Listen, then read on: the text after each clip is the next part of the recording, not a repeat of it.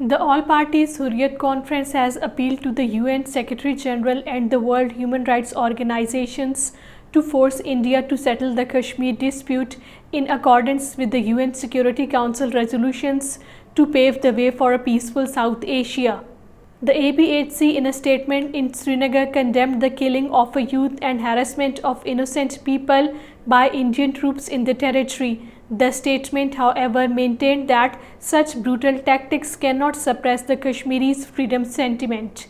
APHC leaders including Yasmin Raja, Zamruda Habib and Dr. Musab in their separate statements drew the international community's attention towards the plight of the Kashmiri detainees and urged it to play their role in their immediate release. National Conference President Farooq Abdullah, interacting with a delegation of fruit growers and traders at his residence in Srinagar, castigated the Indian authorities for inflicting the billions of losses on the people associated with fruit industry. He said the impediments to the nasal-free movement of fruit-laden truck on the Srinagar-Jammu highway will have devastating effects on the economy of the Kashmir Valley.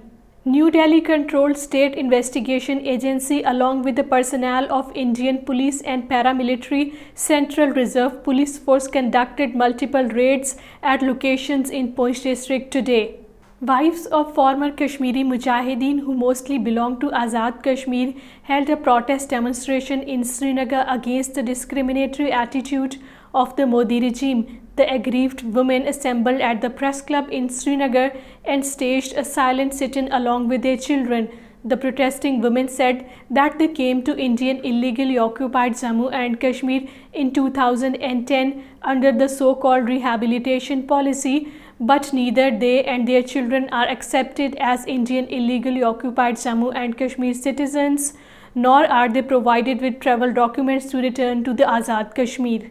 Speakers at a seminar in Geneva emphasized the importance of conflict resolution and said that the goal of the sustainable development in Indian illegally occupied Jammu and Kashmir will remain elusive unless the Kashmir dispute is resolved in accordance with the UN Security Council resolutions.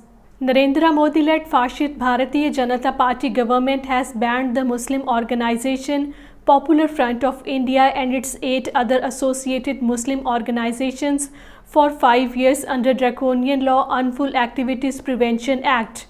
A Muslim vegetable seller was beaten to death by a group of Hindutva goons accusing him of stealing a battery in Hapur district of the Indian state of Uttar Pradesh, but the allegation of theft appears to be a ruse.